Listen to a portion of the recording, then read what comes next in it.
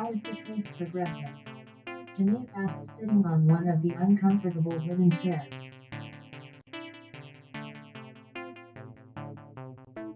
There were flies all over the place, making it hard for the clients. They too wanted to share the meals with the visitors. They were also generous in sharing what they carried, and some unlucky few individuals had suffered from their generosity.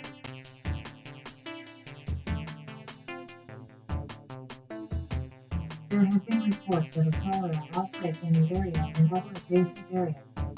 James was indeed lucky his food front had not been closed.